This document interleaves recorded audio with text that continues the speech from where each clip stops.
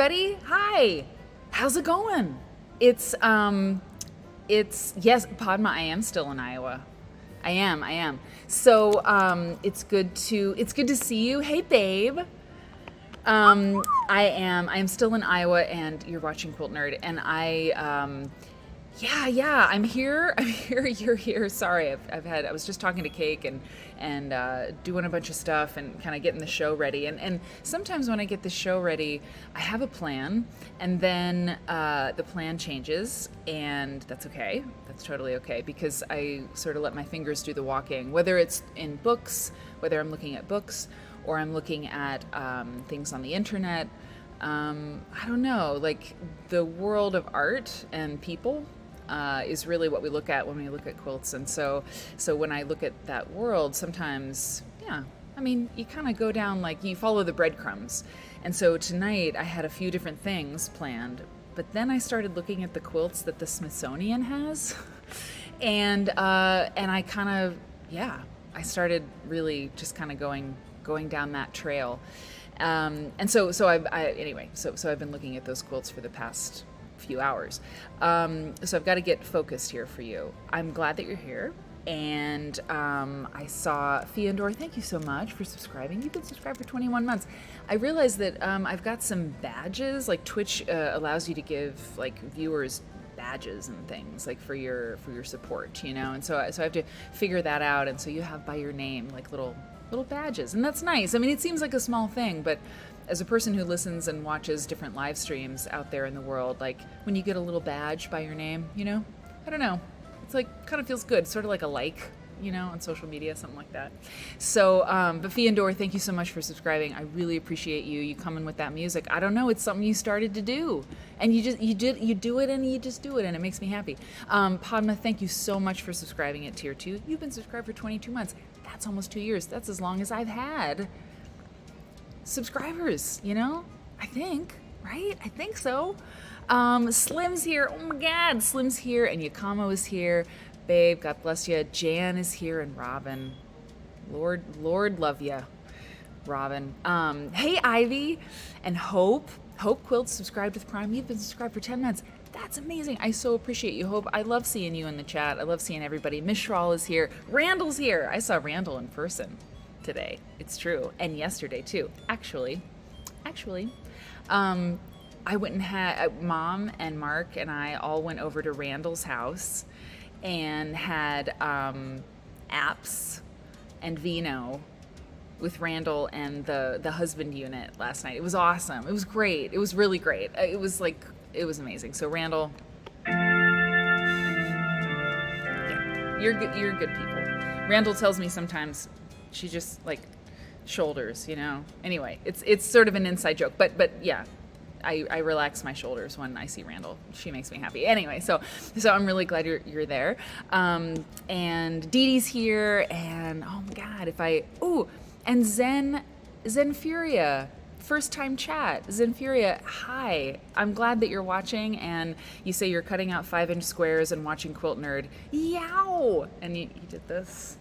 You did this, which is like you are among friends if you're doing that. All the welcome baskets in the chat for you, they're for you, because we love a new nerd, Maybe you've been in the lurker lounge for a while, but it's cool that you said hi, and it's a good place to be. So cut those 5-inch squares and look at the screen, but not when you're really pushing that rotary cutter through that fabric. Don't, just keep your eyes on the razor blade, okay? But I'm really glad you're here, like beyond, and thanks for saying hi.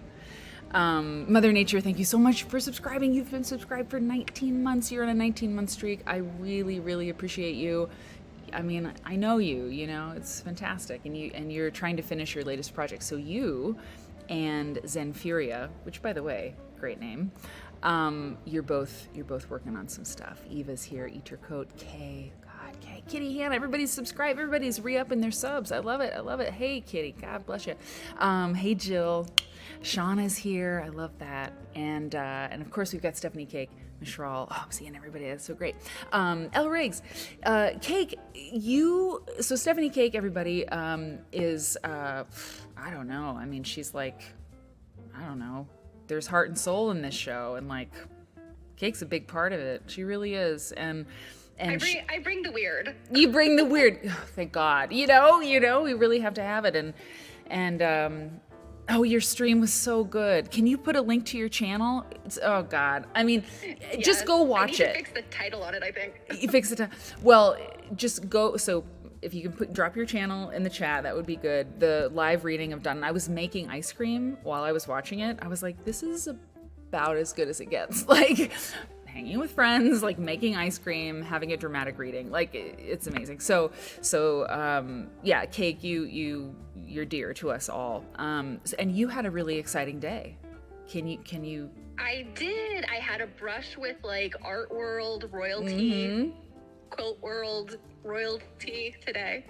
Yeah. Do you want me to tell the story now, or save it for cake break? Cake break. Let's save it for the cake break, and I'll pull up those images.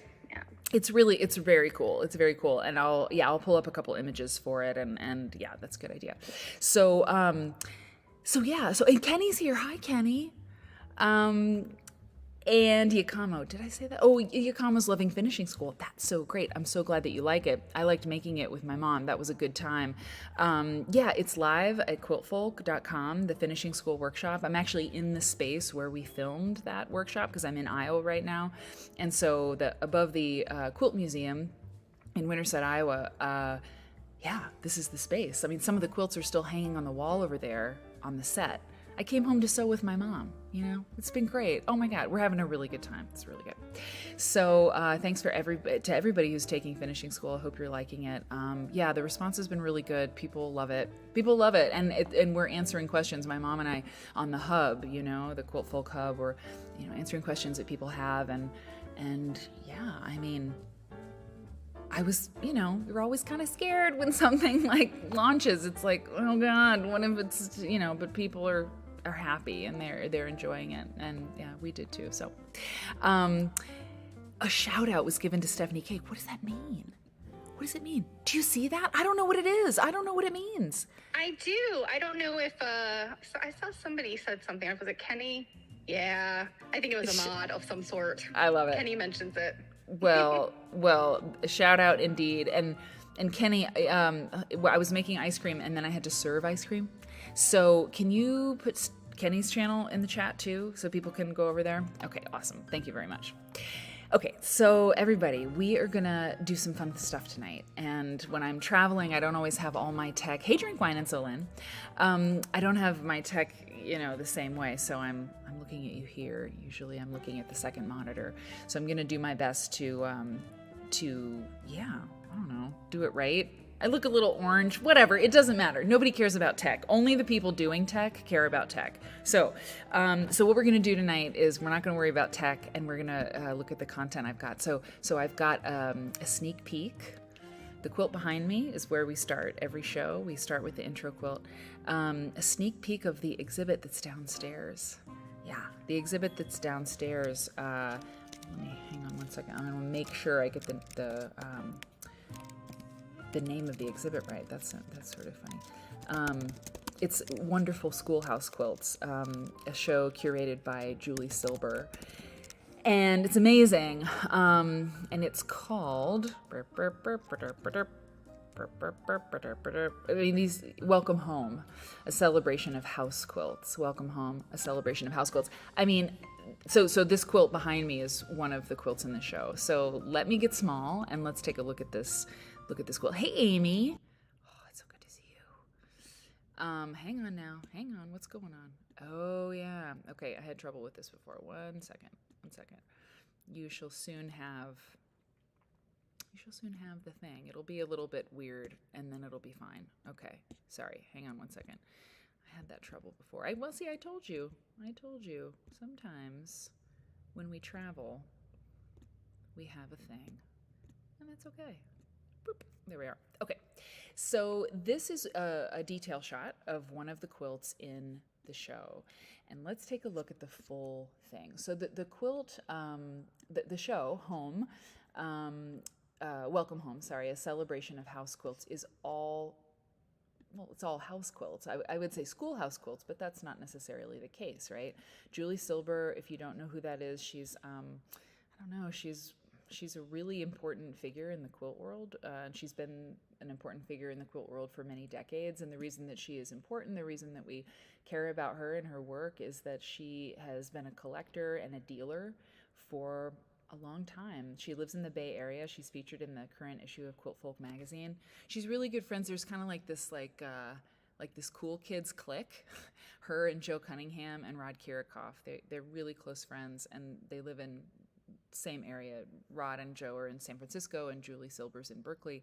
And they're really interesting people, and they're really good friends and have been friends for a long time. And so if you know who Joe Cunningham is, he's an artist, and Rod Kirikoff, a collector and an author. They're all authors, really. And anyway, so Julie is part of that triptych, that triumvirate, and she had a shop for a long time. And she's just kind of a person who's helped, I think, shape the conversation, frankly, of quilt culture in the United States. I mean, I really do think that. And so she has this exhibit downstairs. I mean, I'm looking at them. It's so cool. There's like this skylight kind of thing on the second floor, so I'm looking down at the quilts. It's pretty neat. So this is one of the quilts, and let me tell you what it's like, what I know about it, right? Because I went down and I took a picture of it. I mean, this is really cool. Hang on one second. So here we go. And I've got my little iPad here. I usually have printouts. I like some paper printouts. I do, I must admit, but we do what we can. Okay. So this quilt was made around 1930. I'll show you the whole thing again. So that's about 1930, which is very interesting to me. Is that true? Wait a minute. No, it is true.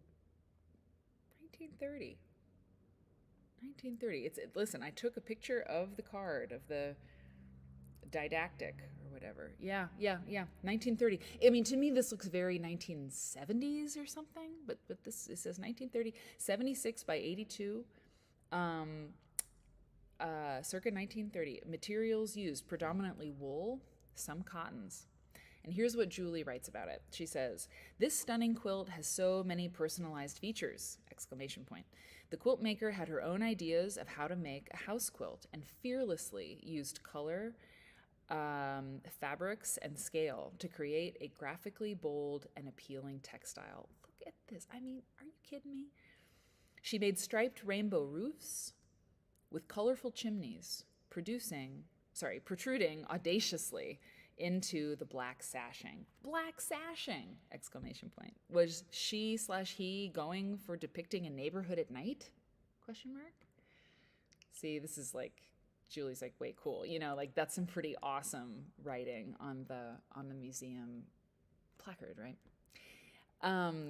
So yeah, the chimneys, the little chimneys on the sashing. That's right. Yes, exactly, Zenfuria. And that, yes. So the sashing and the cornerstones are kind of interrupted by these little chimneys. So you've got the cornerstones, right? You've got these. Hold on. Got your standard issue cornerstone with the black sashing, but then the little chimneys are poking up into the sashing. I mean, that's pretty great. Can tell you anything about what to do. You can do your own thing. And if nobody likes it, it doesn't matter. It just really doesn't matter. You have to be yourself. So that's our quilt, our intro quilt. But I've got two more to show you. Look at this one. Oh, this quilt. I've seen this. I swear I have seen this quilt. This one is another quilt in the show. And I mean, this one, hang on one second. 1930, another sort of 1930. I mean, you've got some embroidery going on here. So you've got cheeky chimneys, exactly, Zenfuria. So yeah, you've got some embroidery, the little window panes and the door, amazing in that black embroidery. And look at the chimney smoke. It's like, doot doot, somebody's home. It's so good. It's so good. Hey, Hope. Yeah, it's amazing. It's really, really amazing. And so that's one of the quilts in the show. And I'm not going to read you the whole thing because reasons. I'll tell you in just a minute. And then there's this one. I mean, and there are some contemporary quilts too that have the house motif. And I gotta say, like the house motif or the schoolhouse motif is one of my favorite things in quilts, like period. Whenever I see a schoolhouse, I'm happy. Whenever I see a house block, I'm happy. I mean, it's pictorial, but it's representational. Like, it's just the best. And a lot of them are wonky, as we would call them, or they're not square, perfectly square. Like, who cares? They're my favorite kinds of quilts. But there's something about this red and gold. The quilting is wonderful. It's so straight and tight, and it's just awesome. And this one is about 1850, this schoolhouse quilt. So the last picture I have for you from this, look at this. So this is downstairs. I'm upstairs. I think I saw Amy. Was it Amy? Hey, Quaqua. Yep. Hey, Mother Nature. So I think I saw Amy ask, where am I? I'm above. You see this ceiling? I'm like above it. I'm on the second floor of the Iowa Quilt Museum, and this is the exhibit that's up. You know, it's Julie Silver's. Oh, I mean, look at this. This this quilt is ridiculous. It's so amazing. There's like trapunto. I mean, at least it's stuffed work. It's so cool. And so what I'm going to do is, for subscribers at any level, if you're a subscriber to this show, you're going to see the whole show. I'm going to go tomorrow. Let's see, tomorrow's Wednesday. Well, before I leave Iowa, which is either next week or next weekend. It doesn't matter. But I'm going to go through and record the show and read all the stuff. And for subscribers, we'll do a subscriber only stream, like on a Tuesday night or a Saturday night. So it'll be a regular, won't be a special Sunday stream or anything like that. But for subscribers, I'll just make the show subscriber only, and you'll get to see the full thing. So if you've been thinking like, I don't know, like I can watch Quilt Nerd without subscribing, and like it's fine, but you do get perks if you subscribe to the show, and it really helps the show happen. I don't know, the internet I'm the same way. Like I consume a lot of content online, and it's just kind of like, I don't know, it's just out there and I consume it, but it does really help to support the creators who make it. And so, yeah, so I always look for ways to like thank the supporters and the subscribers to the show. And this is going to be one of the ways. I'm going to thank you. So you'll see the whole Welcome Home show in the coming weeks if you're a subscriber, and I'll definitely let you know about that. Oh my God, we got another first time chat. Hey, Sandy, it's so good to see you. It's so good to hear. And you got a gift subscription from Word and Bird Nerd. That's amazing. Sandy, okay, hang on. Okay, how do I do this? Sometimes welcome basket. Okay, great. And if you are a subscriber, you get access to all those emotes, like the welcome basket and like all the fun little things. And yeah, I mean, I don't know, it's the internet. Sometimes these small little emojis and emotes like really feel good. And you also don't have to watch ads. Anyway, I'm not a great salesperson, but I can tell you that you want to see this show. So you will if you're a subscriber. So stay tuned and subscribe to the show. So now... You must be a good salesperson, Mary, because Zenfuria just subscribed. Yay! Zenfuria, yay! Oh my god. Okay. The pitch worked, but that's not what we want to do. We want to say, champagne, Zenfuria. Thank you. Oh, see, I was looking at the wrong camera. Thank you so much. I really appreciate your support. It makes all the difference in the world. If nothing else, it's like encouraging, because it's like, without Cake here, before Cake was here, I was like literally speaking into the void, the black dot. Thank God I have like a human, but not just any human, like I have Stephanie. So that's like very good. But yeah, like, the prep for the show and everything, like it means a lot, because if I'm like struggling with tech or something, but I'm I'm doing it for you. You know what I mean? Anyway, so like I mentioned, I was going into the Smithsonian archives, or the Smithsonian quilt collection. And before, so there's a few, so there's a National Museum of American History, and there's a quilt collection within that sort of branch. Smithsonian's like so multifaceted, right? I mean, that's like, it's this hydra, this amazing, great, awesome hydra that's free for everybody to look at, it's great. It's a beautiful thing in our country. So So there's a quilt collection that you can access, the National Quilt Collection or something. And when I've gone in there on the website and searched it, it's cool. The photos are super old. You can tell, like, a lot of them must have been taken, like, in the 80s of some of these quilts, like some of the chintz quilts. There's just kind of, I don't know. They seem like the resolution's okay, but anyway, if you look in there, you'll see what I mean. But then I started looking with that link. Steph, can you drop the link in the chat? It's hard to describe because, like, the Smithsonian has the National American Art Museum or something like that, but then they also have, oh God, hang on. National Quilt Collection. Oh my God. Okay. Yes, there's the National Quilt Collection within the National Museum of American History. I mean, you can see why I get confused. Yeah, the National Quilt Collection within, yeah, here we go. I'm going to put it in the chat because I can do that. But so that's like what I've looked at before, is like this National Quilt Collection within the National Museum of American History. But then I started, one of the links didn't work. I think that's how it happened. One of the links didn't work. And so I like tried to find it another way. And I ended up going into the link that I gave you, Steph. It's americanart.si.edu, right? What is that? Like, can you help me understand, like, what that portal is? So it's, I think, from what I'm reading, and I haven't read it in detail, but I think what the americanart.si.edu is, it's the collections of the Renwick and the Smithsonian American Art Museum, I think. So it's not just me, right? It's confusing, right? Yeah, I mean, it's the Smithsonian, like you said. They're a hydra, and americanart.si.edu is two tentacles of the hydra. Okay, thank you. Because, you know, there are many. It's a multifaceted, lovely thing, but it's kind of hard to find stuff. And well, it's not necessarily hard to find stuff, but what you learn is that there are so many sort of pockets to the Smithsonian, and so anyway, so what I found was looking in. Okay, that's great. Yeah, that's great. Kenny's got another link there. That's good. So what I found is by using that americanart.si.edu link and searching quilt, wow, I got a lot more than what I had when I just searched the National Quilt Collection in the Museum of American History. And so I because of that, because I found so many things, I have folders, you know, for every show, and I've got like content, and I have different things that I queue up for you all.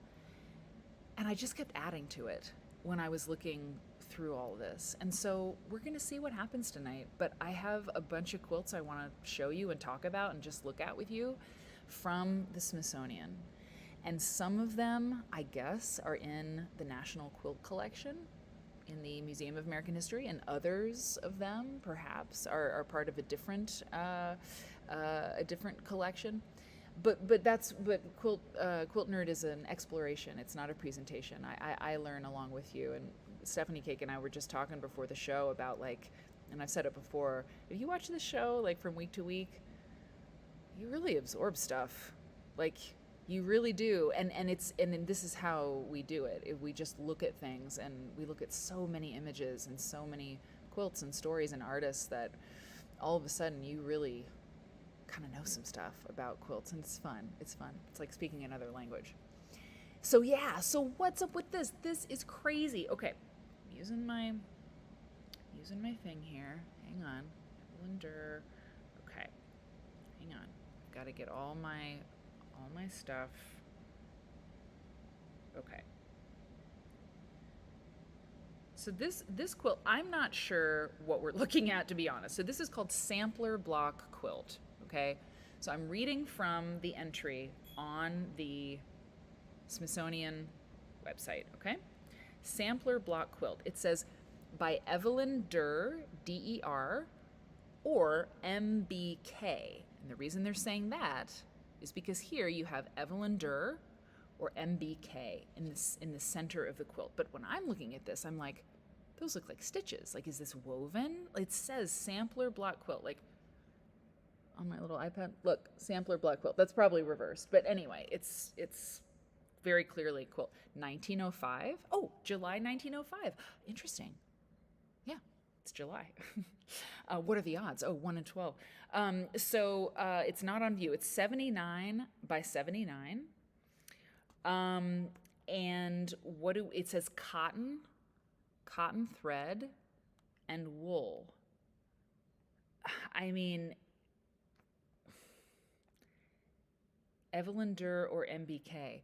So it's woven. It says a quilt, but it looks woven or it looks embroidered. I'm not sure. There are people out there who might know more. Look at this block. Hey, Grits and Butter, thank you so much for subscribing at Tier 2. You've been subscribed for 10 months. Oh, sorry. Sorry, that was a little loud. Grits and Butter, bless you.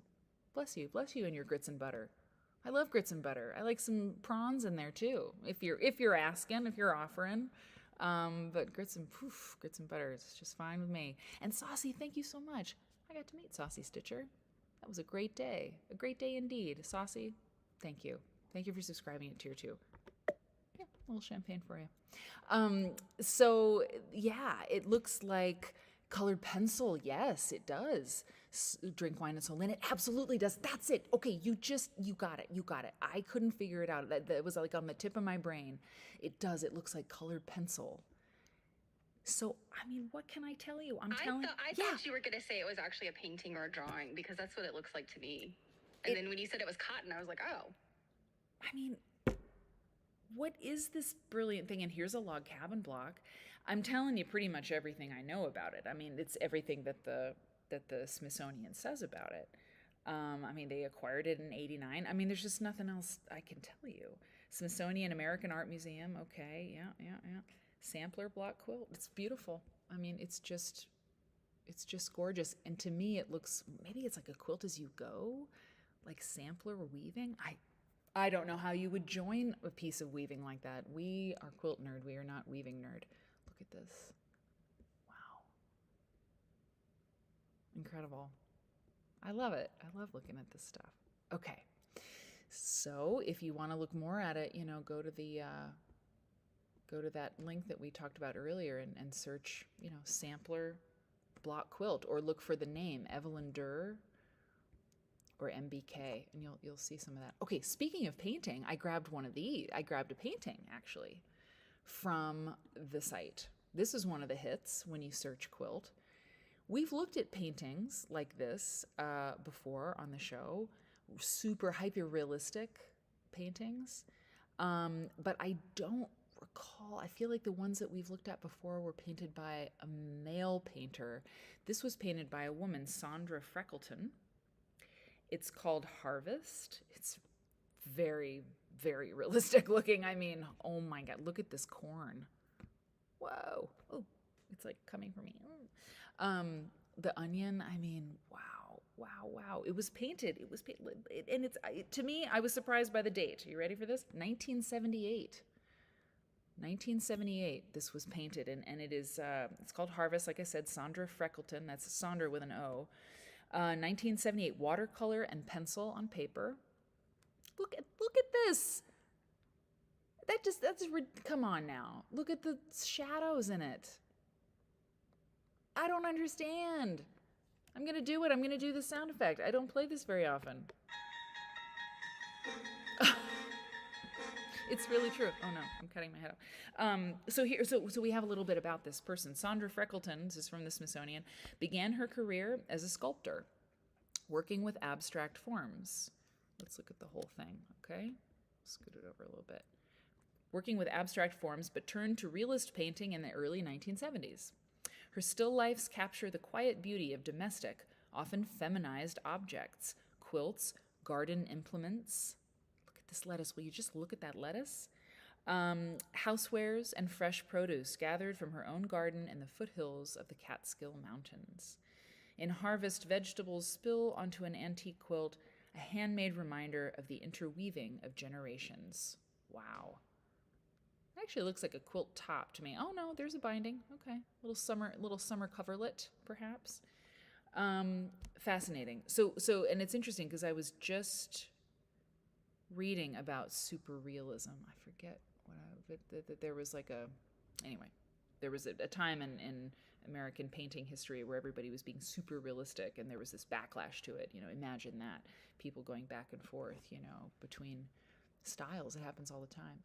So that's cool. So that's in the Smithsonian. And then this one, oh, okay, wait, this one's crazy. Look at this. Log cabin variation, 1860. I mean, this looks like some 8-bit, pixel stuff.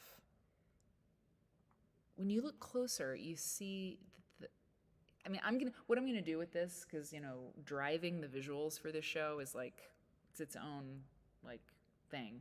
I won't call it an art, but it's like I want to show you up close, but then we have to keep pulling back because the effect of what this is what it's all about, like from a distance. So the painting's amazing, right, Eva? I love the colors too, Mother Nature. So there's this log cabin, and as you go out, those little flowers, you see these little flowers that are in the cream print begin to become like dots, but they're not polka dots. It's crazy, right? Like the effect is really wild. I don't know. It freaks me out in the best way, not in a bad way, but it's really unusual. And then it's kind of like one of those, you know what it reminds me of? Gotta grab it. It's almost like yeah, tell me, Cake, what are you thinking? This is like this. I said this the other day, and I don't remember if it was here or on my own stream, but like the magic of the log cabin. Depending on how you orient your darks and lights. I know, right? And I mean, making effects like this with printed, your printed cottons and like very thin strips. I mean, from a distance, it doesn't look like a log cabin. It's only when you get up close you realize what's going on. Yep, exactly. It's so wild to me. Like. Yep, it's totally wild. It's and it's just a log cabin. There's nothing. It's the, what did you say, the magic or the wonder of the log cabin? What'd you say? Yeah, the magic of log cabin, or well, Podman just said courthouse steps, but yeah, sure. Same thing.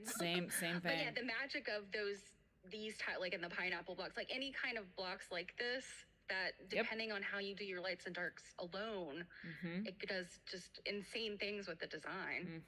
And yeah, I know Amy does those little micro log cabins, and those things like from a distance are just dazzling. Incredible. Yeah.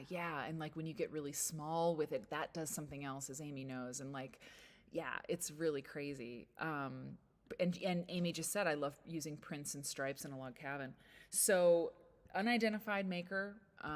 Sometimes we say, artist once known. She was known to the people who knew her. She was identified in her life. Log cabin variation, courthouse steps, 1860. Cotton and mixed fabrics. This is photographed against black, so the end of the quilt is that golden, wonderful burnished gold color, just so you know. Smithsonian American Art Museum. Yeah, I mean, that's it.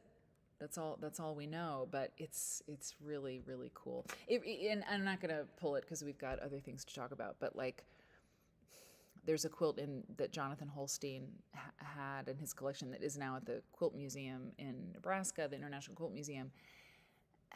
At the break, I'll pull it up. It's this pixelated, it looks pixelated, this pictorial scene of like a man sitting on a fence, and it's this thin, thick stripe that's used in that quilt, and I swear it's like the same fabric. I'll find it and you'll see what I mean, and I'll compare the two images. It's very interesting. So there you go. So here's this one. Whew, amazing. And then this one is interesting. So this one it was an early one that I picked, and this one came from the National Quilt Collection and the American Art Museum or whatever, before I kind of found that other link that I've been using and been much happier with. But this quilt is interesting. So here's what this is why I want to talk about it. Hang on now.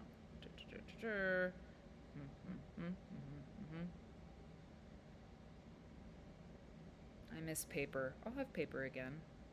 Totally have paper again. It'll be really nice. Harvest. Oh yeah, here we go. No. Okay.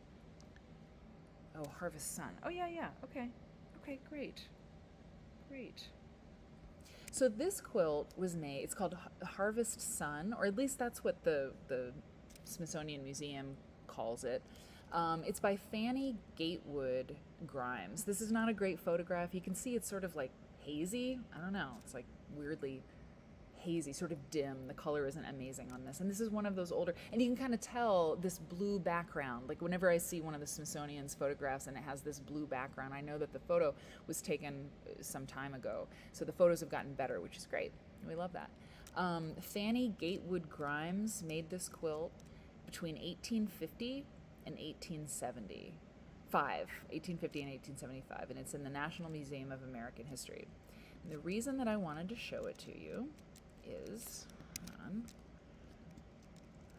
let's see, Fanny. Okay, here we go. So Fanny Gatewood Grimes pieced 9 21-inch examples of the Harvest Sun pattern, also known as Prairie Star or Star of Bethlehem. Okay, do this right here. Okay.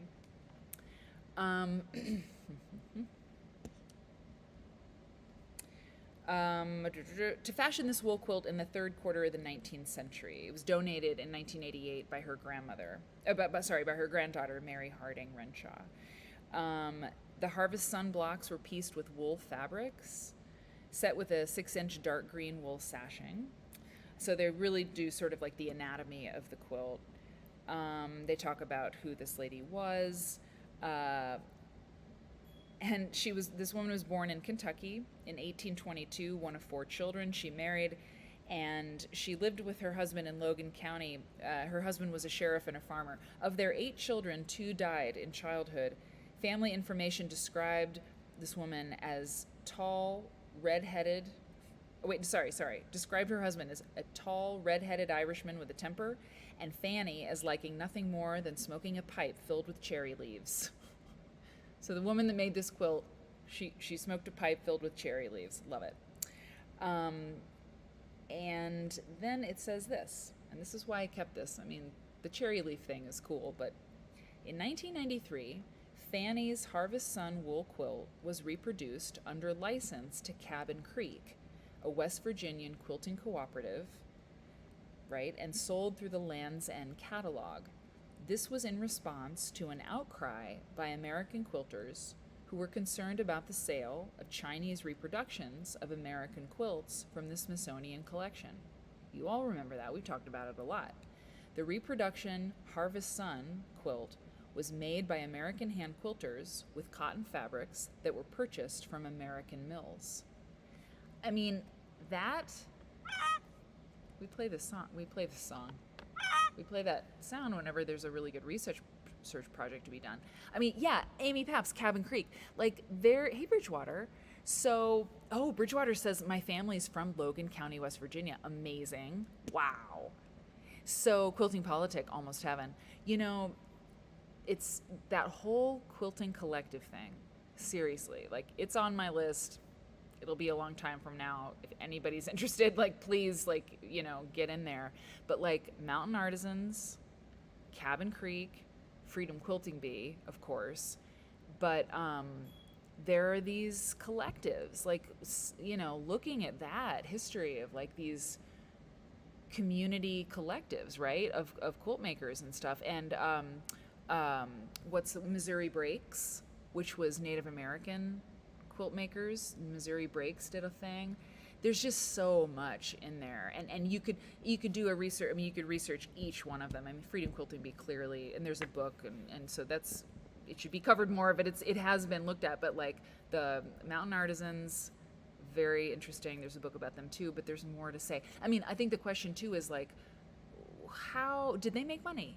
did they really make money? And like, who made the money? And like, what, what's going, Land's End, like pretty big. Were they cool or were they not cool, right? How did Cabin Creek, it's interesting. Yeah. Yeah, we hear so many gross stories. You kind of wonder, like, you get kind of jaded and skeptical. You do, but maybe maybe it was really good, and then sometimes projects end. It's like, well, yeah, it happens. Like things just kind of naturally end. But yeah, that's it would be so interesting, if you're looking for something to look at, these collectives, and you could, well, anyway, okay, so somebody do that, okay, and then and then so moving on.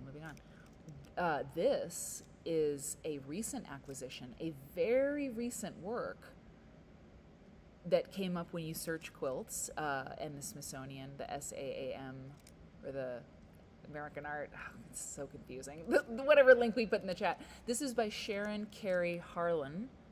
It's called Portrait of Resilience from the Flag series. It was made in 2020. And this is really very, very cool. Let me get to the right thing here. Hang on now. Assistance. Okay, hang on. Oh, I've got so many good quilts for you. It's hard. It was hard to, winnow it down, I have to say. Let me show you the whole thing while I'm getting the right link here.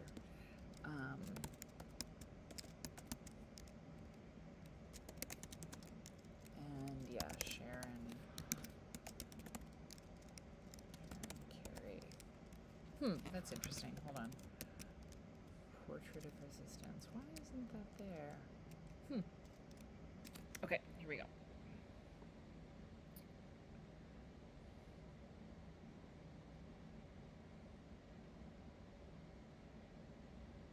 Here we go. Portrait of Resilience. All right. So this work was made in 2020. I mentioned that. Dye discharge fabric, antique quilt fabric, and that's in here.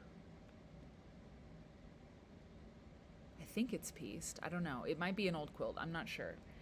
Vinyl, flag fabric, and African print fabric. It's 86 by 73.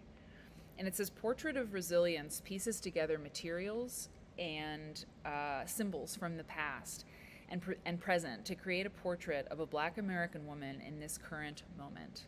Sharon Carey Harlan depicts a girl with a youthful bubble braid. Each bubble is haloed with a crown-like appearance of a COVID-19 particle. The blouse is constructed, here we go, of an antique patchwork quilt adorned with a 2020 golden necklace. Hold on, I saw that before. Yeah. Made with faux leather.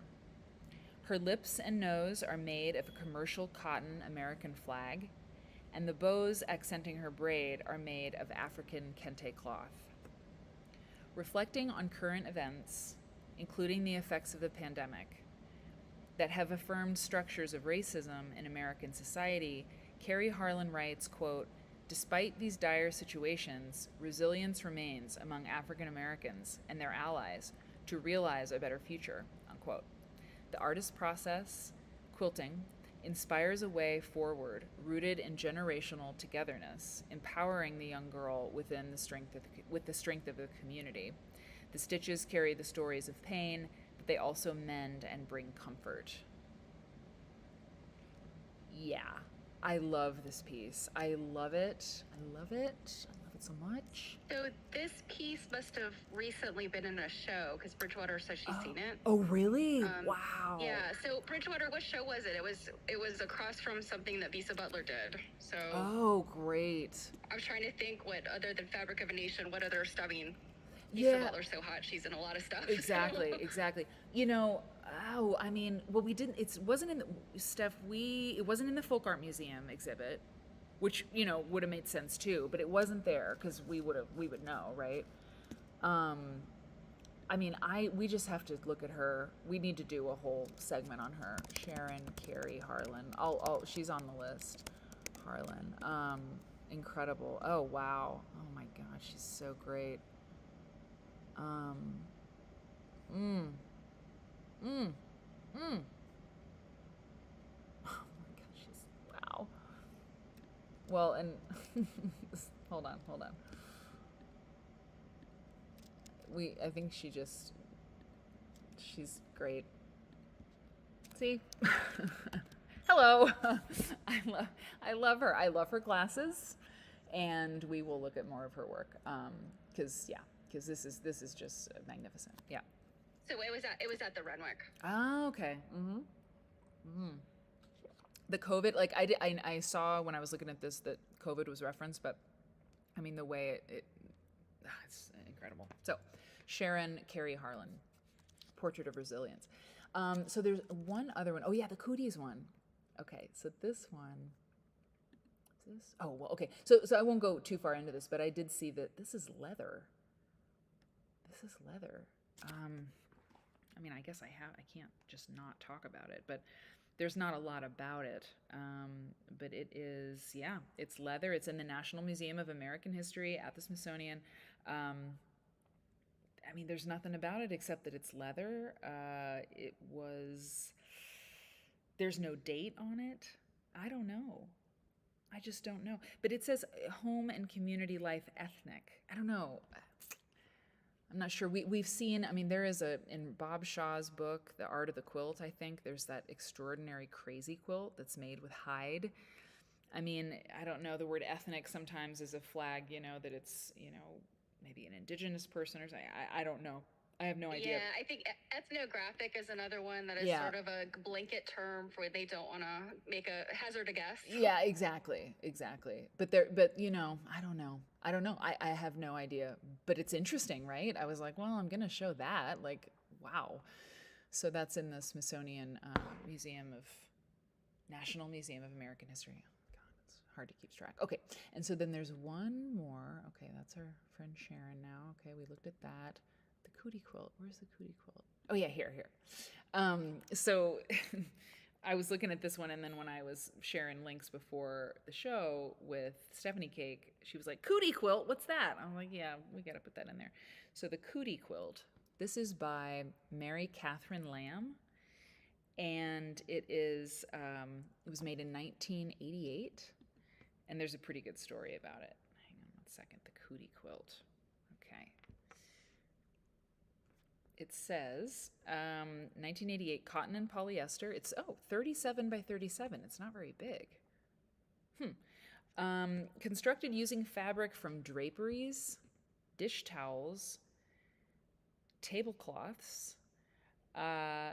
This 4 by 4 foot quilt depicts figures from the children's game Cootie. Players roll a die.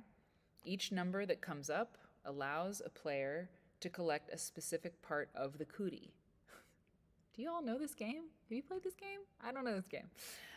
The winner is the first to assemble the entire bug, consisting of a body, head. Do you know this game, Cake? Yeah, I never had it, and my son didn't either. But yeah, they're like a plastic bug with parts. And they almost remind me of like a little Mr. Potato Head type of dealio, where like it's a plastic body with holes, I think. Oh, wait a minute. Now I'm kind of seeing...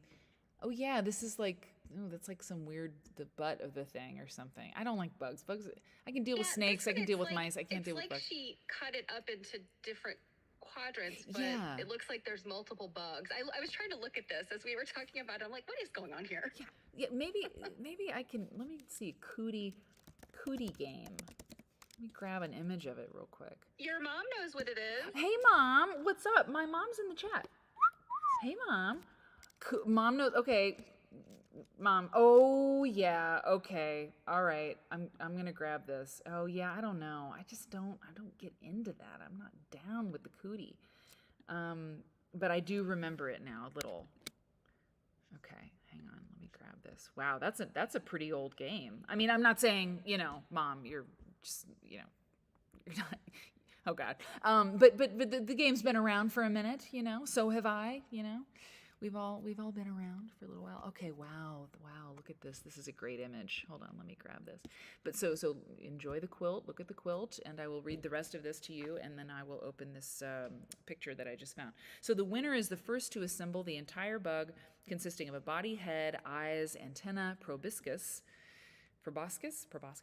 and 6 legs. Each quilt square gives an amusing close-up of the completed cootie. Okay. Lamb, Mary Catherine Lamb, the maker, studied quilt making at the Oregon College of Art and Craft and was known for incorporating fun secondhand fabrics and executing complex quilt designs. Interesting. I like this. I mean, I don't love that it's like this bug thing, and the more I look at it, the more I see that. But I love the fabrics. I love the colors, actually. It's not really my palette, but I'm digging it, you know? Okay, check this out. Right here. There. I remember it now. I don't think we had it. I didn't even see my mom. Hey, Mom. I'm making pasta carbonara while I listen. That's great. Because I get to eat some of it. That's great. So this is cootie. Okay. Do you have a cootie game at your house, Cake? I mean, like you have offspring, you know? Yeah, I never had it, and my son never had it. But I mean, seeing this, I totally recognize it. Right, yeah. right. But this I see it, and it's like this looked like a beard or something to me. What is that supposed to be in its chin? Its little tongue or something? I don't know. Looks weird. Anyway. Yeah, like don't butterflies kind of have that long coiled tongue that they okay. they stick in the flowers? I think that's what it's supposed to be. Cooties are strange bugs, apparently. Yeah, they're weird. I prefer the quilt. I guess they're trying not to like really drive home the point that a cootie is actually something pretty disgusting. So it is a real thing? A cootie. I mean, I always think of like when you say like cooties, like you're thinking like lice. Lice. Okay, yeah, that's what I was. Yeah, exactly. You were in an elementary school and you made fun of the kids who had cooties. It was usually the poor kids that had lice. Yes, it's true, and it was so mean. Yes. Oh no. So maybe that's where the game comes from, of like making it more lighthearted. So it's like, no, your friends don't have some horrible thing. They just have these cute bugs running around in their hair. And it's like, judge and not. You do too, because you shared a hat. Exactly. Yeah, exactly. Or you hung your backpack in the coat closet, and now everybody's like, judge not, lest ye be judged. Judge not the kid with cooties, because guess what? Everybody has it now. Because you're all children, and it's just germs, and So, okay. So it's about 8:00. Let's take a cake break. And then we're going to come back, and I've got a few more quilts. I mean, look at this one. Look at this thing. It's a house, but it's like a castle. Like, what is this? I love looking at this stuff. It's just art, That's really what we look at when we are on Quilt Nerd. We talk about people and art. That's what quilts just lead the way, It's all I want to do is like learn stuff and learn about people and art. So we get to do that here. And also, I think we're going to have time. Can we talk about Alias Grace for a second? Like, I don't know. I just don't. Briefly, I have a couple things. But, I mean, there's Quilts in Alias Grace. It's a very short segment. But I don't know. I want to ask you all about it. So let's do a cake break. And we're going to learn about cakes. You met someone very famous. Very famous. So let's go. As a matter of fact, I did. You did. It was pretty exciting. Yeah. It was pretty exciting. So this is the Dunton report, but also I'm not going to give it away. Okay, yeah, I will be right back. I'm going to take a quick break. Yeah, Dunton was a dud today. Not really. I found a few little fun things. But yeah, so today was a museum day. And lately, the museum has had a lot of stuff going on. And so when I'm up in the library, they kind of sometimes have to shuffle me around when there's people having meetings and stuff. So today I got there and they said, yeah, we're going to have to put you in this room with these two other researchers because we have stuff going on at your normal table, whatever.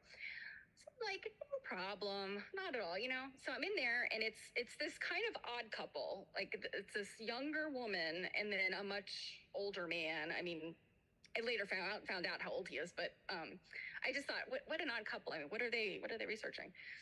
So I'm sorry. I was at the Baltimore Museum of Art. And so, anyway, I'm going about my business. What I do with the Dunton stuff is I either take pictures with my phone or I have a little document camera that plugs into my laptop. So I'm not doing hardcore reading. I'm just kind of looking at things and scanning. And of course I'm eavesdropping. And I keep hearing them say quilt. So finally I'm like, all right, this is not just like, I truly have heard the word quilt. So I interrupt them. I'm like, really sorry to interrupt and eavesdrop, but like, are you guys talking about quilts? Are you researching quilts? And it turns out they are like an interdisciplinary internship group that is helping work on this, or they're doing some of their internship on this upcoming show that the BMA is putting on. And it is a retrospective of a retrospective. So in the 1990s, the BMA had a show of Elizabeth Talford Scott, and I'm putting the link in here for their press release. But Elizabeth Talford Scott is a well-known quilter. She was a contemporary of a lot of folks we've looked at. And I can't remember, I think we have looked at her, but it maybe have been a while ago, so some of the newer folks may not have seen, when Mary talked about her. But she was a contemporary of like Yvonne Wells, Pearlie Posey, oh gosh, I was rattling them off earlier and now I'm drawing a blank. Anyway, long story short, I'm like, this is so cool that you guys are getting to work on this thing, this upcoming show.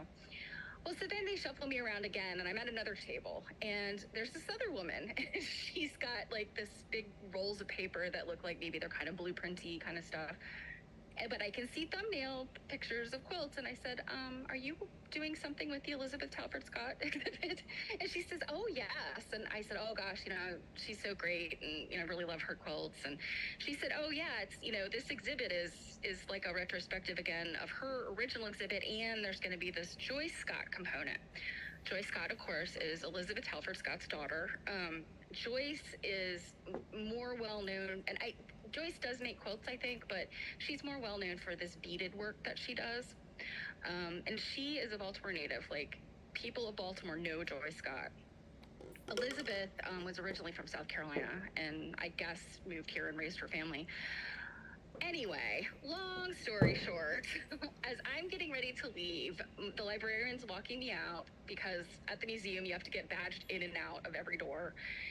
And I see the woman I had talked to earlier pushing this wheelchair, and I realize it's Joyce Scott. And I don't know if she's had an illness or mobility issues or what. She looked great, but came right up to me and like she's like, hi, to me and the librarian, and I'm like, oh my god, hi Joyce Scott, oh my god. It was so cool. I mean, she looked great, and it's really funny because when I saw her I was like, she really and truly doesn't look like she's aged much, but in my mind I'm thinking of the Joyce Scott from like 1989, 1990, because I was obsessed with her. So it's so cool you saw her. Cool.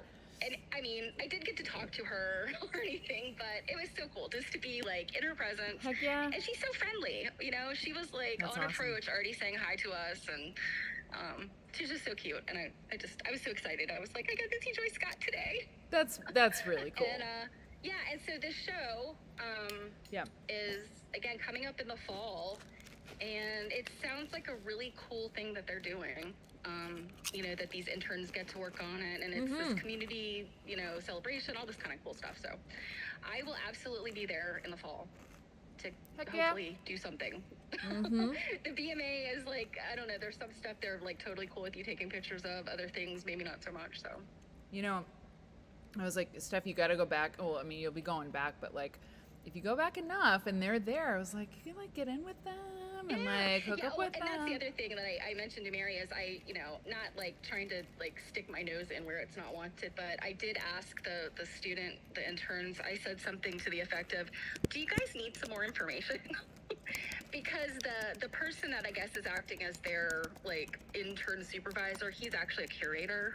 He's a professor emeritus at the Maryland Institute College of Art. And he clearly knows his stuff, but he's a curator. He's not a quilt person. So I was like, have you guys looked at blah, blah, blah, blah, blah? And they were like, oh, no. And I was like, have you researched anything with Gladys Marie Fry, with Questa Benberry, blah, blah, blah, blah? And I'm rattling off the names, and I'm like, Rosie Lee Tompkins, you should look at her work because she's a contemporary. And I realized, like, oh my God, this is from spending every Tuesday and Saturday with you guys.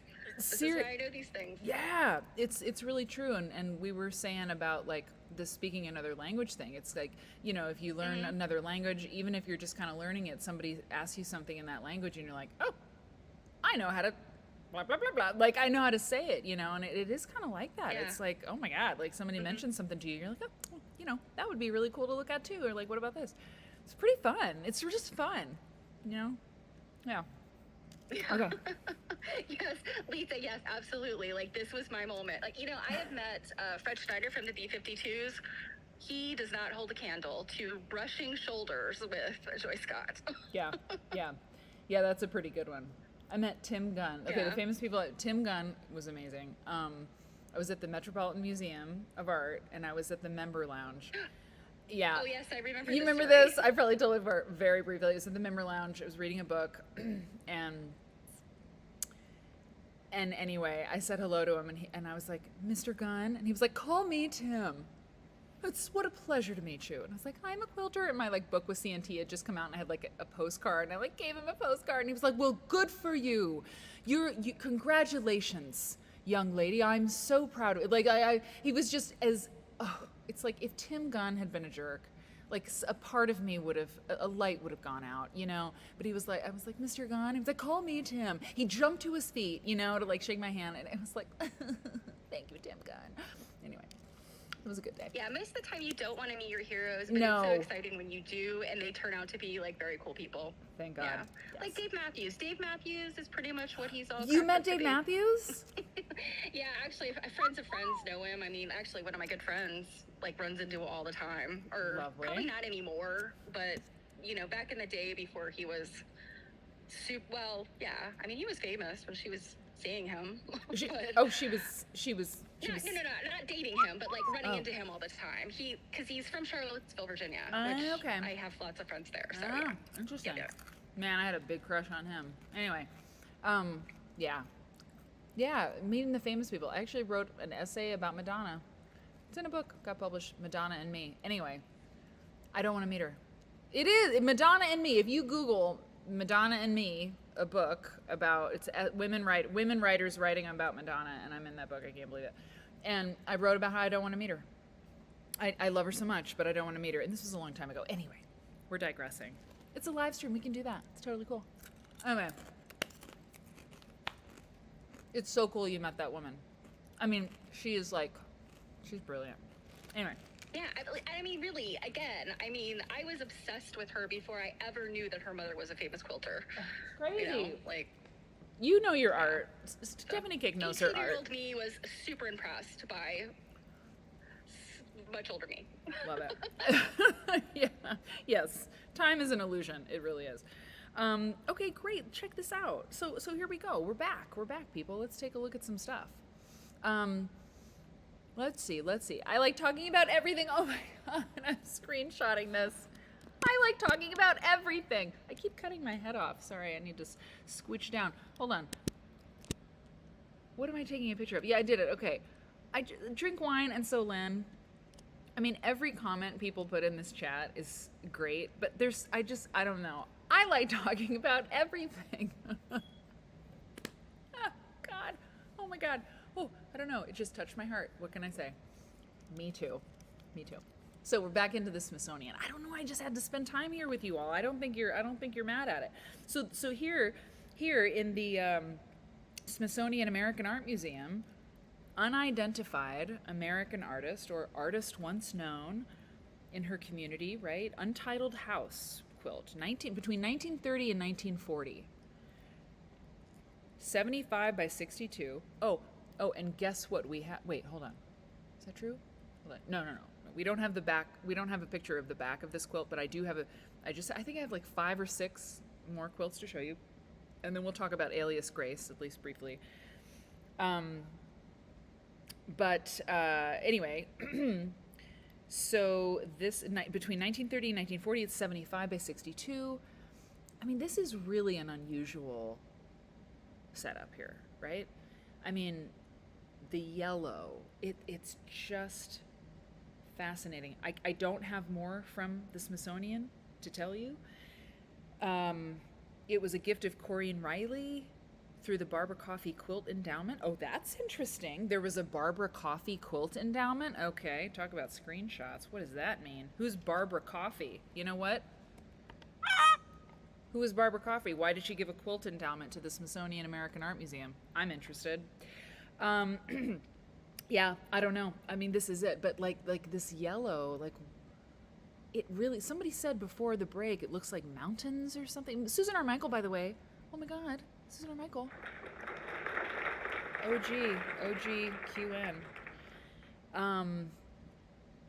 It's just an odd. And when I say odd, I mean amazing layout. What do you make of it, Cake? Well, I was just gonna say, whoever Barbara Coffey is, she gave the Smithsonian a lot of money. Yeah. Because they've purchased a lot of quilts with her money. So whoever she is, she was a quilt lover. But you know, I'll be honest, I don't love this quilt. You don't? Oh, tell me. Like the value is so like it just looks kind of all blends in. I love the house. I love the shape of the house.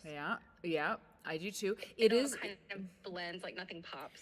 It might. Yeah, I absolutely feel that. I feel like the yellow may be faded. Like it may be extra faded, but I don't know, maybe not, because the rest of it isn't. The stripes are there's a lot going on. There, yeah. I don't know. I do like it, but I see there's also something kind of, it's weird, this yellow up and down. You know, it's like a little bit like an evil castle or something. Like I'm not sure how to describe it, but like I don't know. It's a little weird. It's a little disturbing. I can understand that. You know, like I get that. Eva agrees with you. Hope says it's like candy. It is. But Robin says it's something ain't right. Like one of us had made this quilt and asked for some, you know, critique of it. I think someone would tell us, you need to have some more like value changes in there. Yes, exactly. Talk to me about the stripes. Why do you have... I'm being too hard on it. But... Yeah, exactly. Like, is this like a Skeletor's castle? Is it... Yeah, exactly. Let's move on. I completely agree. Okay. Oh, this one. Oh my God, this one. So this one, just, are you ready for this? Buckle up.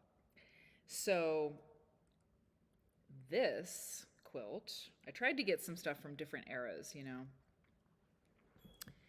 This quilt, I love this. I love this. It's called Candy Box. So if you liked it before, and now you know it's called Candy Box, well, maybe you like it even more. I don't know. Maybe you don't like it. It's by Virginia R. Harris. Candy Box, 1994. Machine pieced and quilted cotton and metallic thread. It is a gift of the artist in honor of Carolyn L. Mazlumi, founder of the Women of Color Quilters Network, who I saw 2 weeks ago, got to hang out with 2 weeks ago. Did I name drop by association with this quilt? Oh, yes, I did. It's Carolyn Mazlumi. You kidding me? Anyway, so this is Candy Box by Virginia R. Harris, gifted to the Smithsonian in honor of Carolyn Mazlumi, founder of the Women of Color Quilters Network, in 1994. So 1994 is this quilt's date. Okay, trained as a chemist. Virginia R. Harris is a self-taught quilter. Really? Of course, yeah. Self-taught quilter whose work addresses environmental justice, educational policy, current events, and the Black experience in the United States. She has described her quilts as art canvases, using the fabric as her palette and various stitches as her brush strokes. Ugh, well, that's awesome. The design of kaleidoscopic fractured colors in Candy Box is based on an origami form of the same name that Harris replicated in fabric. Oh, so there's an origami Candy Box. Very interesting. Very interesting. This quilt speaks to cultures coming together, combining fabric from Japanese kimono with red, black, and green fabrics representing the Pan-African flag, a symbol of Black liberation and the people of the African diaspora. I mean, I loved it. And then, like, I read about it, you know? I mean,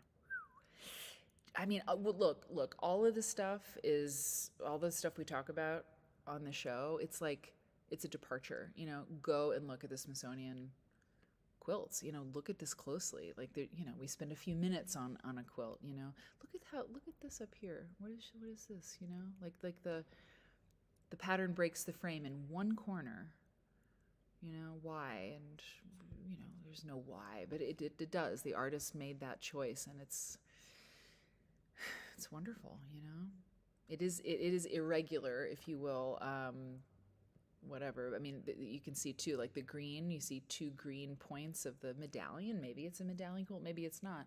I love that it isn't anything, but the green at the top, at the north, and at the east side, you know, green breaks the border, black breaks the border, south and west. It's killer, man. It's so great. And she donated it to the Smithsonian in honor of Carolyn Neslamy. Yeah. Pretty awesome. 78 by 77. Stitched in brown thread on the back in the lower right. V.R. Harris, 1994. Candy box. Wow. Yeah, so good. So reminds me of Paula Nadelstern, says Wonky Quilter. Very good call. Agreed. Kaleidoscope. Totally. Okay, a couple more. This one, this comes from the old school search I used to do, the National Museum of American History. This is really something. This is really, it's very strange. 1926. 1926.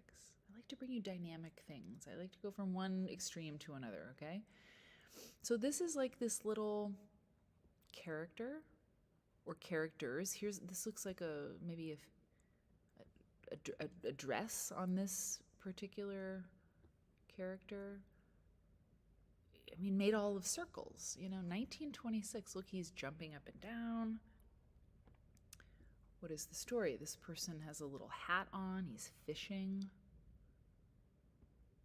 A little jack-o'-lantern or a mask. Have we not looked at little people made, but they're not these. Definitely not these, because I would have remembered the one in the dress and the fishing one. But I feel like, haven't we looked at something that was made up of like little circly people?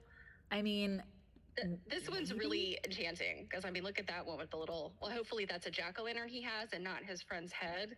Yeah, I know. Yeah, I mean, okay, hold on. Sorry, I think I kind of like scooted myself over weirdly. Okay, yeah, maybe, yeah, if it's his friend's head, not great.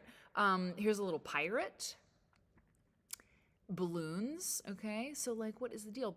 But wait, there's more. He's murdery, for sure. There's also a pillowcase that matches.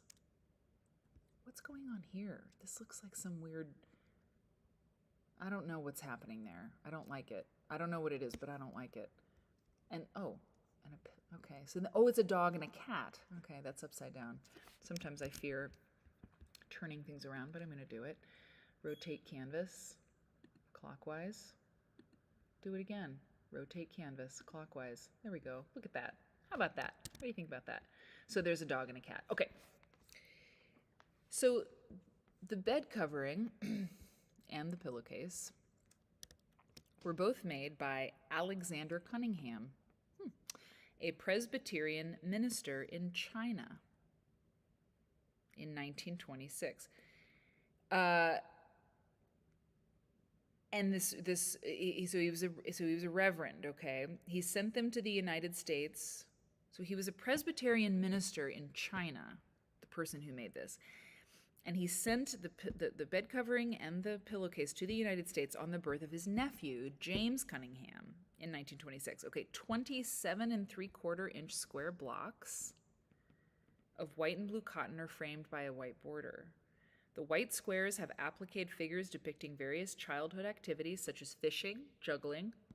Children are juggling? I'm sorry, maybe that was a 20s thing. I don't know. My mom actually said she'd pay. What did you say, Mom? I don't know if you're listening. You said you'd pay us like $50 each kid if we learned how to juggle. We didn't.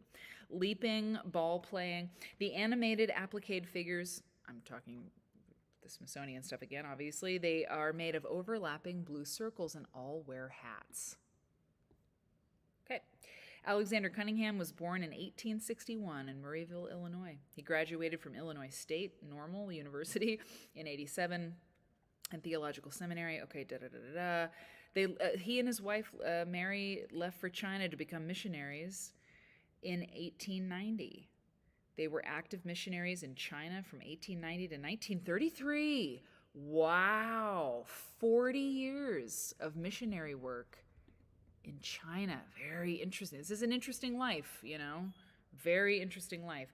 After 50 years as missionaries, okay, I didn't do my math right, they returned to California on the eve of World War II. Alexander Cunningham died in Los Angeles. Here's this pillowcase again. Pretty freaking cute. I like this guy, I gotta say. Like, you know, he's making little circles. He died in Los Angeles in 1943. The appliqued bed covering with matching pillowcases may be the product of a mission where Reverend Alexander Cunningham served. I mean, wow. Cool, you know? So, yeah, there you go. Sometimes, okay, well, Babe says something, I must pause. You know, quote, you know, sometimes when we look at these things, I hear Jeremy by Pearl Jam. Overall, I don't get that feeling with this quilt, but sometimes I see things in there. I also see things in there, Druid Godmother, and it's very weird that you just said Pearl Jam, Jeremy, because like within the past 2 days, I thought of that song. Maybe because I'm in my hometown, and we listened to a lot of Pearl Jam, Nirvana, you know, it was the 90s. But that's very strange, because I just thought of that song, and I haven't thought of that song in a long time. Anyway, there you go. Okay, 2 more quilts, and then we will talk about Alias Grace, and then we're going to cut out. I mean, my mom, I'm home in Iowa, and she's making pasta carbonara. I mean, it's probably ready. You know, I mean, can you blame me? This one. This one. Look at this one. This is really, yeah, looking at a lot of art. It's true. It's true. Okay, we're done with that one. We're done with this one. Just kind of clearing up. Okay. Untitled string quilt. Housetop pattern. Wow. Okay, just refresh this here. Well, don't worry, we're gonna zoom. We're gonna zoom in. 1930s. Cotton with flour sack backing. You know, what I'm gonna do is I'm going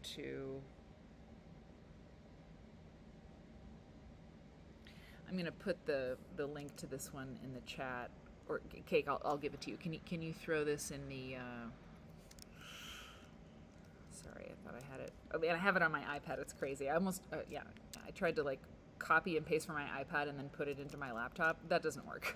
Okay, string. Here we go. So I'm just, because I didn't pull an image of the back, but it's really cool. So maybe you can throw this in the chat and people can look at the back with that feed sack. It's very interesting. Anyway, so okay, 1930s cotton with this flour sack backing. Oh, another museum purchase from the Barbara Coffey Quilt Endowment and the Luisita L. and Franz A. Denghausen Endowment. Interesting. Okay. So this is what the Smithsonian has to say about this quilt. Wow. Improvisational quilts, or those with free-form patterns, are an old and ongoing tradition in African American quilting. They represent a practical need for warmth, but In the early and mid 20th century, they also provided a rare splash of color in drab dwellings. These quilts assert personal style and a need to express love through beauty and reveal quote-unquote homemaking as a defiant political act by people whose lives beyond the home were marked by oppression. The maker's identity has often been lost, yet the material and aesthetic compositions depart radically from European American quilt patterns and color palettes. African American quilters improvised, let me go over here to the center, amazing, improvised with available, worn, and patched together materials to create great beauty from meager means. Interesting write-up. We could do a close read on it and you know, do a critical read on it, see, you know, do we agree with these things, or do, you know, what do we think? You know, it's interesting. But look at the regardless of what they have to say about it, right? Just look at this construction. Do you see like quadrants here? You do, right? Like yeah, I was just saying, despite the fact that this is an improv, you know, quote unquote improv, yeah, right. This was very carefully thought out. Exactly. You know, and it's a matter of just the way that they've turned each of those little blocks, each of those little string blocks. Yes. Okay. And I mean, just like how effective. Yeah, it's like if we really pull back, like you can see this hourglass situation happening, right? Exactly. And what you said, you said blocks. And so now let's figure out, and Slim Quilt Pants, I don't know if you're still here, but hey, Angelina. Yes, everybody's seeing it. Yes. Jill, Alex, yes, this quilt is bananas. This quilt is bananas. So these blocks, like they look, God, I don't know. So some quilt pants, the reason I mentioned you is we do this. I think some of them are strips, right? Like They've exactly. been made into strips, but I think you also have to kind of look at it from the block standpoint, because when you get to that point where it looks like a cross, yeah, the strips have been turned the other way. So I mean, I guess strips is probably the better term for it. Probably. And I'm wondering, did they do it like log cabin style or courthouse step style? Interesting. I wonder if that's how it works out. Interesting. We do this thing, you know, on the show. And actually, you know what? We should do it like next week. Another how did they do that? You know, like how did they make that show? It's so much fun, right? And so I'll just like pull a bunch of quilts and we'll just be like, how did they put that together? Which is what we're doing right now. But Slim, you know, I know you like that kind of show, and a lot of people do. And yeah, and we just kind of analyze a quilt and try to figure out how did they put it together. This is I should bring it back when we do that, but we're doing it now. How is this happening? That this, okay. Yeah, is it that it's horizontal and vertical? You can see It's horizontal and vertical. It's the right, yeah. It's because of the way they're turned. But yeah. I think now that everybody is saying it, Is that right? They did it in strips. They did it in strips. Yes. Yeah. So, and probably this looks more like courthouse steps. Yeah, because the log cabin wouldn't make that cross like that. Courthouse steps makes that cross. Yep, now I see it. Yes. I see it. Look. Oh, yeah. Okay, so this is going sideways. This is going sideways like that. Wow. OMG. And then this is going like, okay, hold on. Sorry. I'm telling you, the podcasts are great, but when you're talking about quilts, man, look at what we get to do. This is going up and down, right? This is going vertical, okay? But this, I mean, we can also get dizzy when we're doing this. This is going like this. Ooh, y'all are so smart. Ooh. Wow. Rooftop. Pomna says, they might have gone around the center part working center out. Oh, well, that's how you do a log cabin, right? Ooh. Yeah, I mean, I think that is exactly what they did. Holy crap. It's just not clear to me, like, exactly, like, what direction they went in, but definitely from that center block out, they built it, like, I mean, if you think of the G's bed quilts that do this, it's a courthouse steps approach, but it doesn't end up looking like that because they use different colors and sometimes there's broken lines in there and stuff. Do you know what I want to do? But I think that's... Yep. Sorry, go on. Yeah. I was just going to say, I think that's essentially what this is. It's that rooftop, like, courthouse steps approach. Yep. I want to see... And I mean, the triangles are because that's the pieces they had, right? Yep. That's the improv part of it. That's because they're just scrappy little... I'm just going to see if I can turn this into black and white. Because I feel like to see it in black and white might give us some of that. I'm not sure how to do it. Hang on, filter. I don't know, color adjustment. I don't use Acorn too much for this. Forgive me, but I just want to say grayscale. Huh? Yeah. Okay. Hang on, let me see if I can just get it.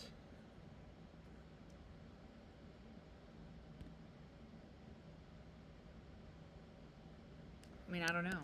But sometimes, when you look at something, maybe not.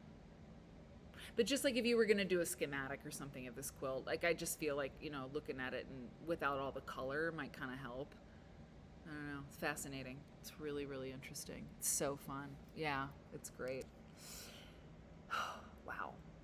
Maybe that's a fun show to do, like looking at quilts in color and then black and white. Okay, last quilt. I love this. I love this quilt. I love it so much. I love it so much. It just makes me happy. So here it is. Let me see here.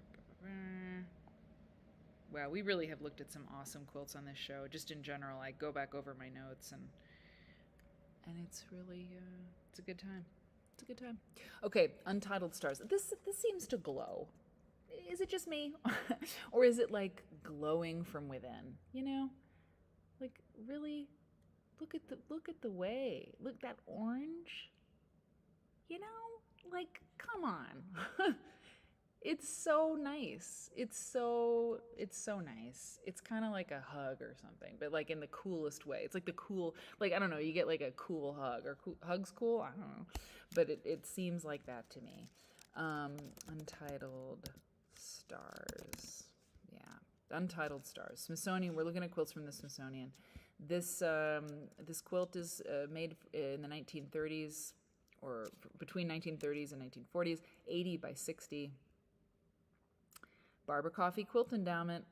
Very interesting. Not a lot about this. We don't have a lot about it, but we do have the back of it. But look at that green.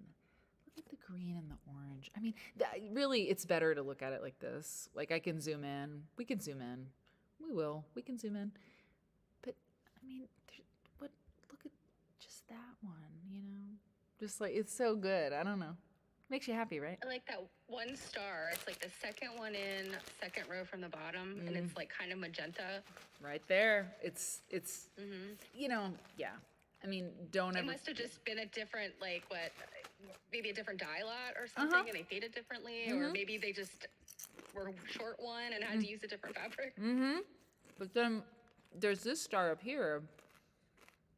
It's not the same fuchsia, I don't think.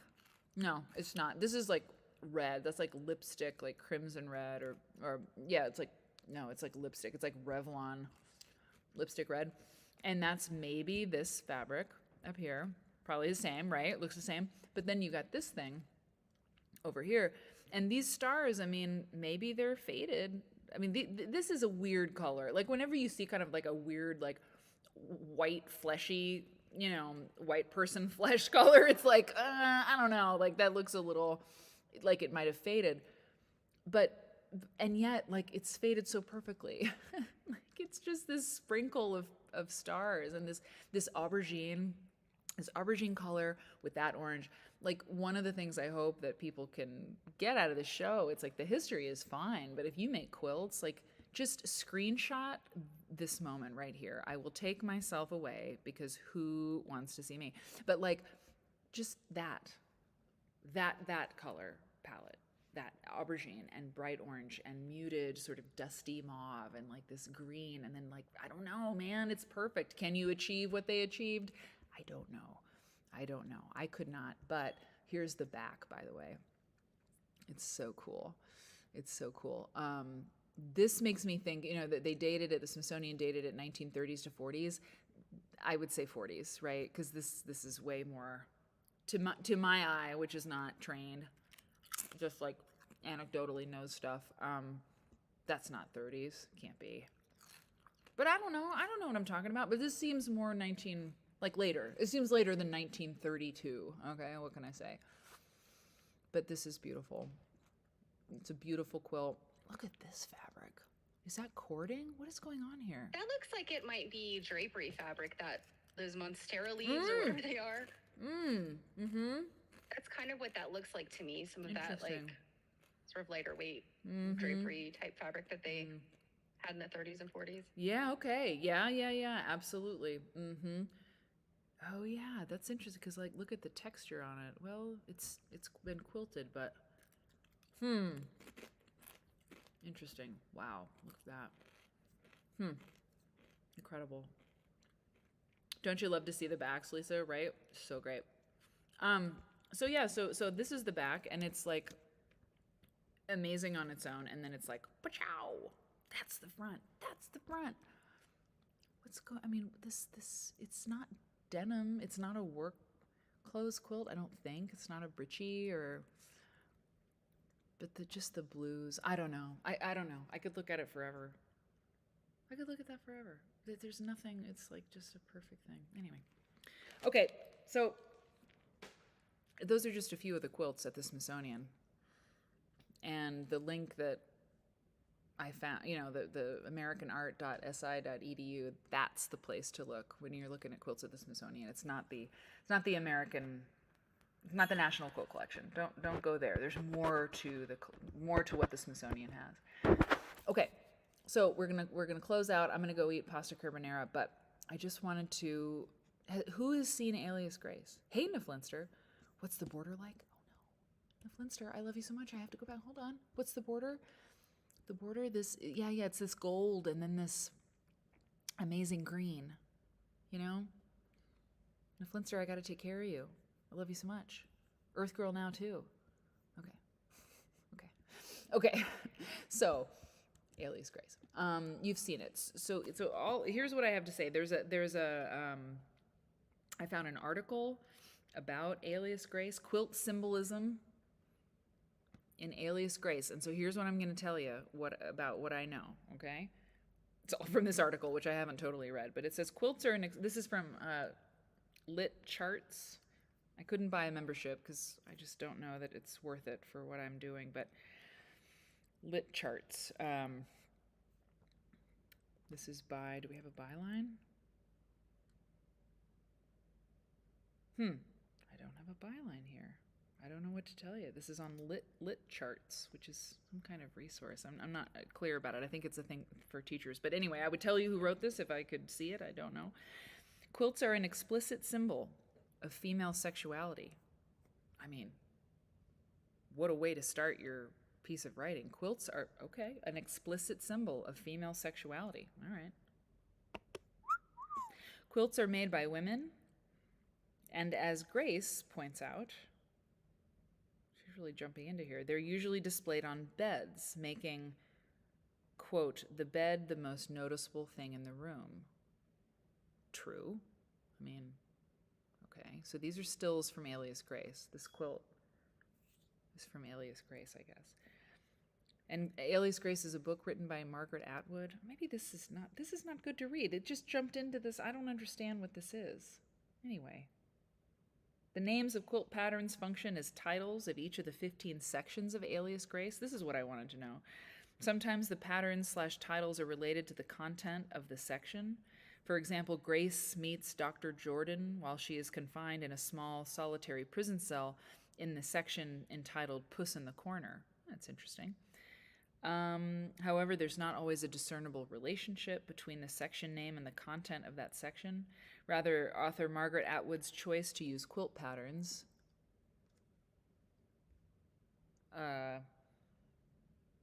as a structural tool in the novel, gestures to the larger question of how characters such as Grace and Dr. Jordan search for structure and meaning. Okay, this is a very small image, but that's them in the Netflix show. This is all from the Netflix version of the book. There's not always a discernible... Yeah. So Atwood's choice to use quilt patterns as a structural tool in the novel gestures to the larger question of how characters such as Grace and Dr. Jordan search for structure and meaning in their experiences. These characters in the novel are deeply enmeshed in the fraught process of storytelling, searching for patterns and symbols like those one might find in a quilt. So a lot of you have seen this maybe. So this is this article, Mother Nature. Yes. I found it when I was looking for something else, as usual. And it was somebody writing about the symbolism of quilts in Alias Grace. And someone else told me when this Alias Grace, a version of Margaret Atwood's novel, has been made into a thing, and I think it's on Netflix. They were like, oh, there's a bunch of quilts in this Alias Grace thing, and I don't know. I just haven't watched it. I've never actually seen it. But apparently it's a really big part of the structure of the novel. They obviously make a big appearance in the show. This I wanted to show you when I was Googling around. This is on Pinterest. I don't know whose work this is, but this is a sketchbook somebody had from Alias Grace by Margaret Atwood. So somebody has doodled in their little doodle book all of the quilt blocks, or perhaps the chapters in the book, because what we've learned from this article somebody wrote, we don't have a byline for them, but we've read that these different quilt blocks or quilt patterns are kind of structuring the chapters. It's very interesting. Are they Amish in the story?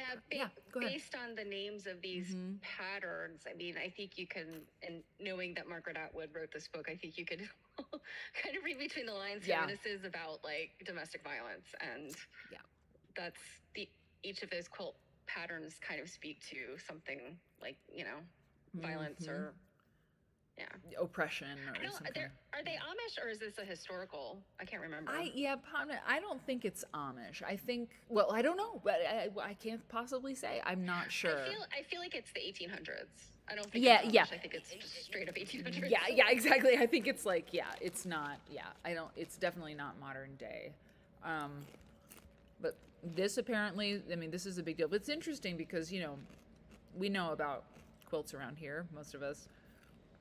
This is an unusual, I've never seen this, this kind of snake pattern with this tree of life is really, this is incongruous to me. Of course it could have happened, but it's, I did this consulting gig. I just worked on it a little bit the other day for this show. And it sounds, anyway. But there was somebody putting together a quilt for a show, and I was like, that's not really a thing. Like, people don't really make quilts like that. And so having like a actual quilter telling somebody on a set, that doesn't really, but it doesn't matter. It totally doesn't matter. But this is unusual that you would have this like snake pattern creeping around a tree of life. And also, I don't really know that Tree of Life ever has this as the base, but whatever. So if you Garden of Eden tree, yeah, Amy Pabst, that exactly. It's like, who was in charge of the quilting, right? Phallic symbols. Agreed. The snake is in the border, right? Yeah, exactly. It's kind of weird. So anyway, if you've seen the show, just as we're kind of closing out here, what do you think? Is it good? And the last picture I have for you is I was again Googling around, and on Reddit, somebody whose screen name was Georgina Girl made this quilt inspired by Alias Grace. This is great. I love this. I love this quilt. Oh my gosh, it's so old school. It's like kicking it old school, big time. I think it's beautiful. Yeah, that dark binding. Yeah. I love that. Oh yeah. I didn't even. You know what? It's so much better looking at quilts with people, right? Like exactly that dark binding. Maybe it just brings it all together. But this pink and this person, they really made a bold choice because they went low contrast in these blocks here, super high contrast. They made this quilt look like it has just always existed. You know, like it's not trendy, it's classic, but I don't know, I love it. Okay, way to go, Georgina girl on Reddit. So cool, so very cool. So she was inspired by Alias Grace and the show. You know, pretty cool, man. So yeah, if people have seen the show, let's see. Yeah, the bubblegum pink Robin, exactly. It's great. Filmed at the Kingston Penitentiary. It's okay says, okay, my darling. The Netflix miniseries was really good. I enjoyed it, but I might need to watch it again because I don't remember any quilts in it at all. well, then they may not have been as big of a deal. Yeah, what's that, Cake? I says the lady who owns a quilt shop. Yeah, exactly. Maybe you were like making dinner. Like you might have been making dinner. You're like, I like this show. It's good. Like, and as soon as you look away to like do a thing, that's when the quilts happen. And then you're like, then you look back and there's no quilt. You know what I mean? That's pretty funny.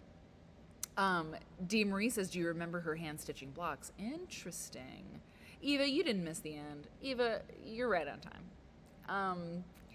Pattern repetition, Mother Nature. Is that black? Is it black? I think you were saying about the black, pink, white, gray. Yeah, exactly. You're always making dinner. Same. Okay, and I need to go eat dinner, everybody. So I'm going to end the show. I gotta end the show. She was piecing the whole time. Hope's like, Kay, are you okay? Oh, this makes me really laugh. Makes me laugh.